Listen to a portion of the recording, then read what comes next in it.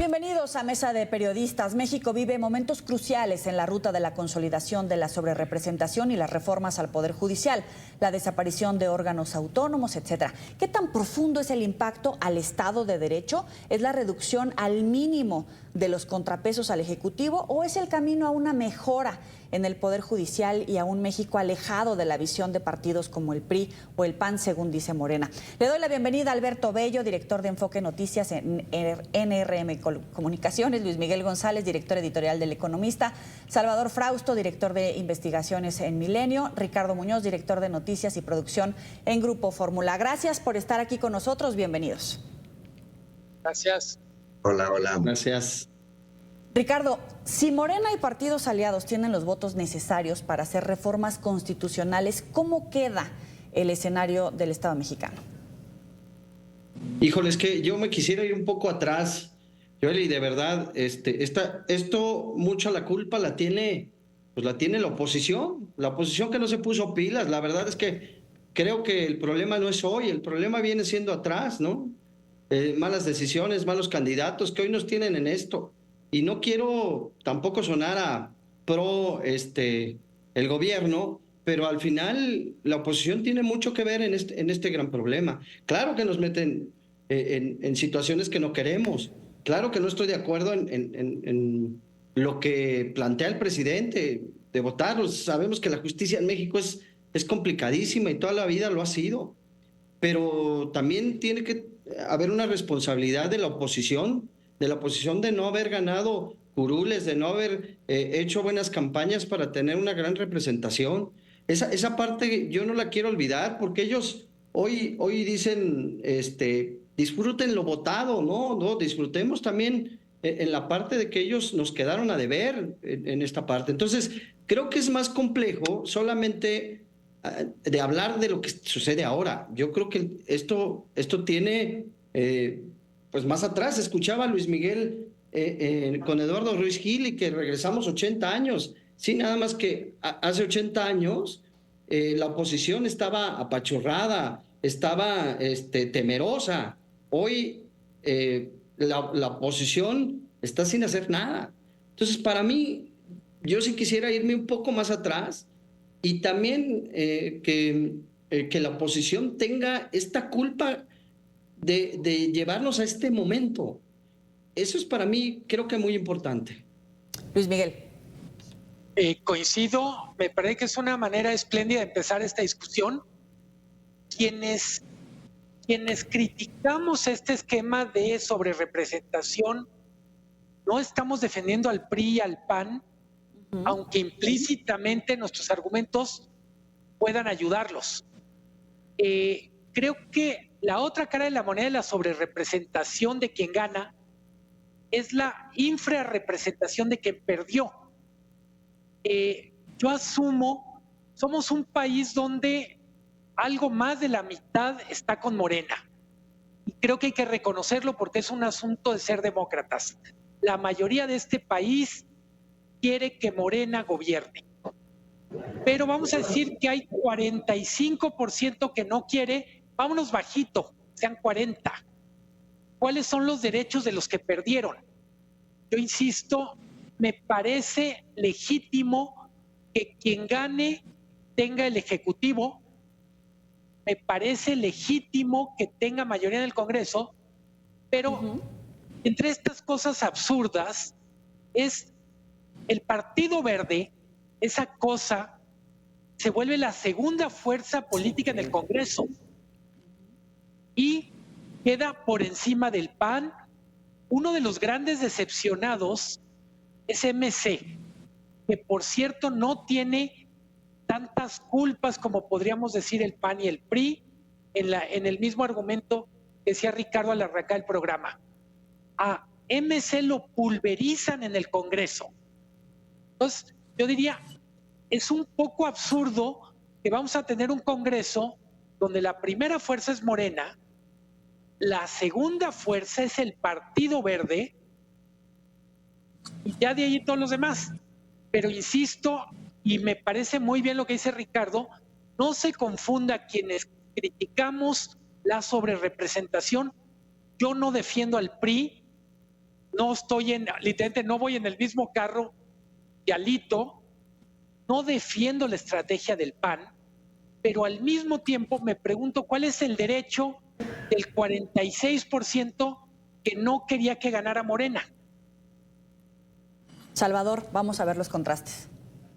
Sí, bueno, una de las razones de la sobrerepresentación, no solo en México, sino en el mundo, es garantizar cierta estabilidad política, permitirle al partido ganador tener, poder impulsar sus ideas, las ideas que prometieron durante las campañas. Eso mismo, esta sobrerepresentación también impide la parálisis legislativa. Ustedes recordarán que a principios de siglo, tanto el gobierno de Vicente Fox como el gobierno de Felipe Calderón y muchos politólogos, muchos de los que ahora están críticos de la sobrerepresentación, hacían sendos artículos y sendas opiniones sobre la famosa parálisis legislativa, porque no dejaban gobernar a Fox y a Calderón, casi no pudieron pasar sus iniciativas, sus propuestas de ley, que eran además sus propuestas durante las campañas. Entonces, esta sobrerepresentación, por ejemplo, en elecciones recientes, lo vimos los laboristas en Reino Unido, tuvieron una sobrerepresentación del 30%, o la izquierda francesa del 3% y la centro derecha francesa del 6.3%. Es decir, les permite gobernar, les permite tener una posición dentro en el tono de sus promesas de campaña. Y cerraría diciendo, las reglas de la Constitución están puestas desde 2007, 2008. Se han beneficiado. En el 2012 se benefició el PRI y el Verde con 8% de sobrerepresentación. Es decir, los partidos más votados son los que tienen una mayor sobrerepresentación. 2015, 12% para el PRI y el Verde en la Cámara de Diputados. Y en el 2018 la cosa cambia porque Morena y sus aliados son mayoría, tienen más votos, tienen una sobrerepresentación de 15%, en el 21 de 13% y ahora la tendrán de 18, 19% si se aprueba el dictamen que está ahorita ahí puesto. Entonces, digamos, estas son las reglas y ahí están. ¿Algún abuso que notes, Alberto? No, yo, estando de acuerdo con todo lo que se ha dicho, primero los temas que dijo Salvador, que no había gobernabilidad, se referían más bien a leyes que no necesitaban mayoría constitucional, no necesitaban mayoría calificada. Es decir, no había gobernabilidad porque no se podía aprobar ningún tipo de ley desde el Ejecutivo porque no tenía la mayoría suficiente en el Congreso. Aquí estamos hablando de reformas constitucionales que por diseño constitucional se diseñó la Constitución para que ningún grupo político pudiera hacerlas por sí mismo. Entonces, lo que estamos discutiendo es que un solo grupo político, que por medio de una simulación a la hora de diseñar las candidaturas y el tipo de coalición que hizo, y es una simulación porque todos sabemos que muchos que se presentaron por el Verde o por el Partido del Trabajo pertenecen a Morena y son miembros de Morena.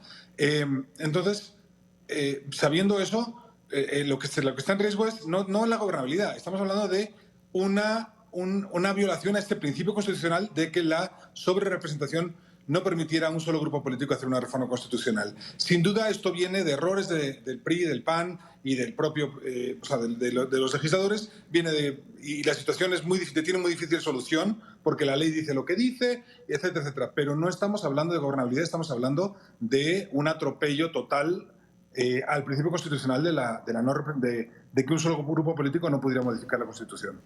Voy contigo, Salvador. Efectivamente, la repartición de curules nos lleva también a debatir sobre las reformas constitucionales. La sobrerepresentación fue solamente la chispa que desencadenó una ola de reacciones a la reforma al Poder Judicial de Estados Unidos, de Canadá, de organismos internacionales, de opositores, incluso también de trabajadores que han expresado su preocupación por la desaparición de los contrapesos al Ejecutivo, por el debilitamiento de la democracia. ¿Es catastrofista esa visión, Salvador? Sí, me parece que exactamente la definiría así como catastrofista, el tema de señalar que la reforma judicial es un atentado contra la democracia o que va a poner en peligro las inversiones, etcétera. La elección de jueces es natural en muchas partes del mundo. Se aplican en Estados Unidos, por ejemplo, hay básicamente 3 maneras de elegir jueces en distintos estados. Que tiene que ver, una es el modelo de jueces partidistas, es decir, se inscriben por algún partido, los apoyan, se van a la elección y votan por ellos. Los apartidistas en otros estados están establecidos como que no pueden estar vinculados, pero sí se presentan personas con reconocimientos sociales, o obliga a que los jueces se acerquen a la población, estén rindiendo cuentas. Si un juez, el que liberó aquí a Marín, el gober precioso, seguramente esa persona no podría tener cara para presentarse en una elección. El que libere narcos, el que haga que empresarios no paguen sus impuestos, ese juez no tiene oportunidad de ganar una elección. Entonces, esa cercanía, esa es la ventaja del voto popular para los jueces y para los magistrados, que van a tener que tener prestigio social, darse a conocer, habría menos opacidad en sus decisiones, nunca nos reportan o nos informan por qué toman una decisión, no podemos, es muy raro que un juez explique las razones de sus sentencias, como por ejemplo publicaba yo hace unos días en Milenio, el caso de Zona Divas, por ejemplo, liberaron al padrote de Zona Divas hace 3 años y nadie nos dimos cuenta. Es increíble, murieron 4 mujeres, fueron asesinadas hace 3 años. Entonces, cierro diciendo, me parece que la elección por voto hace que los jueces rindan cuentas, haya menos opacidad. A ver, es cierto que es perfectible el Poder Judicial y la Procuración de Justicia, pero tampoco es un concurso de popularidad. ¿Dónde queda el conocimiento y la experiencia? Les dejo sobre la mesa este tema. Volvemos contigo, Ricardo, para la mesa de periodistas. Ya volvemos. Continuamos en Mesa de Periodistas. Ricardo, tiene razón Salvador cuando dice que el Poder Judicial tiene muchas áreas de oportunidad, pero también hay quienes dicen no es un concurso de popularidad y te ponía sobre la mesa, ¿no? ¿Dónde queda el conocimiento y la experiencia? Por ejemplo, desde el punto de vista de cualquier ciudadano contra el Estado hasta la desaparición de la independencia de poderes. ¿En todo caso se rompe el equilibrio institucional? Pues mira, yo creo que no podemos cambiar las reglas a medio partido. Para mí, esto es lo que estaba escrito y así es. Yo hoy lo comunicaba con alguno de mis colaboradores. No puedes estar en el Mundial, ir ganando, ir perdiendo 8-0 y querer que ya tus goles valgan doble, ¿no? O sea, no podemos estar jugando con unas reglas cocinándose porque hay una necesidad, ¿no?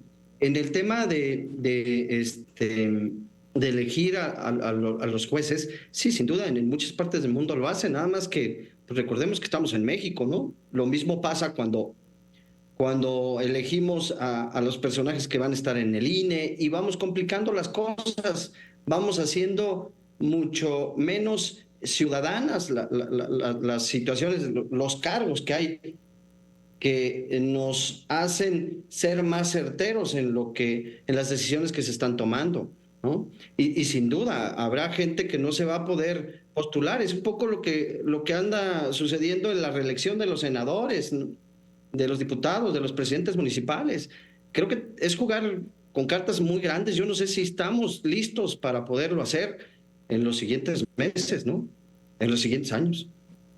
Alberto, Estados Unidos y Canadá, para empezar, pues ya se pronuncian de forma clara, abierta y contundente en contra de la reforma al Poder Judicial. Hablan de precisamente la preocupación de la debilidad del Estado de Derecho, la incidencia que pueden tener grupos del crimen organizado y ponen en duda el tratado comercial México, Estados Unidos y Canadá. ¿Es cuestión de tiempo, de adaptación o es el principio de una ola de litigios, básicamente para empezar, entre México y Estados Unidos? No solo por la reforma judicial, porque también recordemos que el paquete de los organismos autónomos y otros pueden también violar los principios del Tratado de Libre Comercio. Y sí, pues evidentemente los tratados internacionales parten de que existe en México un Estado de Derecho y una serie de garantías. Y pues a mí me parece muy bonito que digamos que la elección de jueces genera transparencia y genera credibilidad, pero eso es una hipótesis. Es una hipótesis y muchísimos académicos y muchos especialistas en el sistema judicial dicen que no es cierto, que al revés genera dependencia, genera corrupción y, o sea, genera riesgos de corrupción. Entonces, pues evidentemente los inversionistas internacionales no quieren que eso pase en el país. Pero es que a mí, que lo diga Canadá y Estados Unidos me parece muy importante, pero quienes lo están diciendo son nuestros jueces, son los especialistas en el sistema judicial mexicano, es la Academia Mexicana. Es decir, la propuesta de reforma judicial que está sobre la mesa es un experimento con nuestro país que no está aprobado, sobre una cosa que no está aprobada. No es cierto que se elijan tantos jueces en tantos lugares del mundo, son muy pocos. El caso más acreditado es el de Bolivia y fue un desastre, según todos los estudios que se han hecho. Y el caso de Estados Unidos, que también está siendo muy criticado por los académicos estadounidenses, pues está muy acotado y es en un sistema de jurados que es muy diferente al que tenemos en México. Entonces, lo que pasa es que estamos haciendo un experimento y los experimentos con gaseosa, por favor, porque si no es muy peligroso. Bueno, ya que estás en ese tema, Luis Miguel, ¿cuál sería el costo económico de la reforma al Poder Judicial, tal como lo planteas en El Economista, con las advertencias de entidades financieras, la postura, por supuesto, de Estados Unidos y Canadá para empezar? Depende mucho de cuál sea la reforma judicial. En realidad, los escenarios dependerían mucho de cómo se hace la reforma judicial, pero yo diría, no es necesariamente catastrofista las advertencias, porque en realidad lo que estamos definiendo es quién manda en el Poder Judicial, qué tanta confianza genera y qué garantías damos a algunos jugadores. Yo sé que es una cosa que no es muy popular, pero en última instancia tenemos que ver dónde acomodamos cada cosa, dónde acomodamos la voluntad popular expresada el 2 de junio, dónde acomodamos los derechos de inversionistas que tienen mucho dinero en México y generan empleos, dónde acomodamos los derechos de algunas actividades o de algunos gremios profesionales. ¿Cuál es el costo de desprofesionalizar el Poder Judicial? Decía Salvador, efectivamente, el Poder Judicial tiene mucho que hacer en materia de rendición de cuentas, tiene mucho que hacer en materia de acercarse a la gente. Pero también hay que decir, los tiempos en los que están planteando esos cambios son los tiempos de la egolatría de López Obrador. O sea, una reforma de gran calado al Poder Judicial no debe salir literalmente antes de que se acabe el sexenio, porque al señor se le antoja. Es absolutamente autodestructivo. O sea, yo digo, vamos adelante con una reforma profunda al Poder Judicial, pero no la hagamos para complacer a López Obrador, sino para tener el mejor Poder Judicial que podamos tener en este país aquí y ahora. Y solo, a pesar de que digan que estoy jugando con el estereotipo, ¿qué les parece una elección de jueces en Badiraguato? O sea, vamos, o en la zona del Grullo, de donde es el Mencho, allá en mi tierra, en Jalisco. O sea, una elección de jueces en este momento, aquí y ahora en Chiapas. Sí. Nomás díganme si es catastrofista desde ahorita anticipar que eso va a salir mal, requete mal. Como dice Alberto, yo no necesito que Ken Salazar despierte al 5 para las 12, asustado por lo que está pasando en México, cuando estuvo callado tanto tiempo. Hay mucha gente que lleva rato haciendo presiones juiciosas sobre la realidad mexicana. En todo caso, ¿no será una transición tersa como se esperaba, Salvador? ¿O cómo está la ruta de salida para López Obrador y la llegada, por supuesto, de Claudia? Bueno, pues se va a expresar, la ruta política ya está trazada del Sheinbaum mismo, es decir, seguramente avanzará la sobrerepresentación de 18-19%, con lo que Morena va a tener 74% en la Cámara de Diputados, y va a tener casi la mayoría calificada en el Senado, con 2 priistas que convenza. Ya tendríamos una reforma judicial, eh, pues en los términos en los que lo plantea Morena, y después vendrán otras reformas, como por ejemplo la de someter a voto popular, por ejemplo, de la CNDH, lo cual a mí me parece muy interesante que se someta también a consulta popular, es decir, que haya más participación de la ciudadanía en la elección, por ejemplo, de jueces, me parece bien, de la CNDH también me parece muy interesante, y que avance a ser una defensoría pública, y me parece que deberían agregar a los fiscal general y a los fiscales estatales. Creo que eso también le daría mucha fuerza y evitaríamos tener fiscales que no rindan cuentas como el que tenemos ahorita, como Hertz Manero, que vive escondido sin dar cuentas a la sociedad de lo que está haciendo. Entonces, yo creo que la profundización de la democracia pasa por esos cambios. Es decir, no le tengamos miedo a la democracia, a consultarle a la gente qué quiere sobre la ruta, porque además, ya dijeron, el 2 de junio el 60% de las personas votó por la opción y por las promesas que hizo Claudia Sheinbaum. Te lo pongo así, Alberto: costumbre, miedo, todo lo contrario, todas las anteriores. ¿El qué? Lo que está diciendo Salvador, no le tengamos miedo a preguntarle a la gente y cambiar. No, yo no creo. A ver, yo creo que nadie le tiene miedo a preguntar a la gente. Lo que sí es, la justicia, por ejemplo, exige unos conocimientos y una serie de experiencias y que no se aprenden de un día para otro.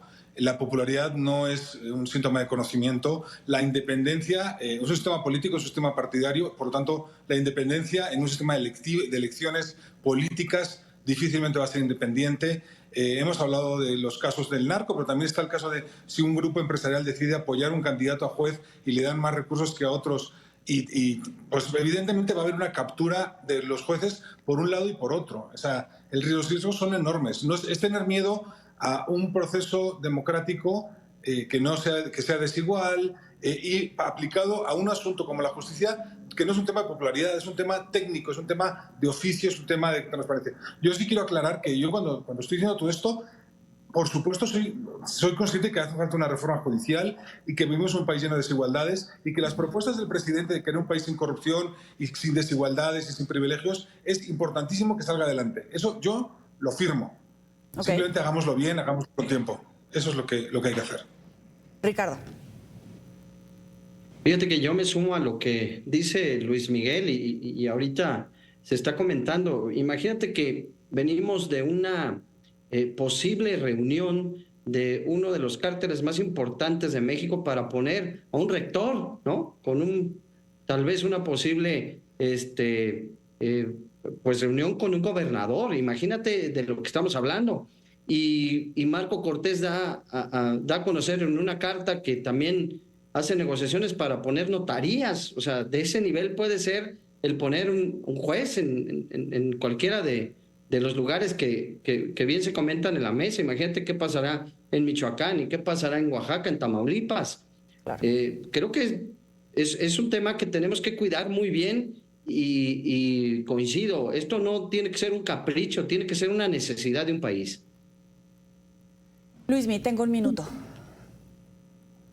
Creo que todos estamos de acuerdo en que se necesita una reforma judicial.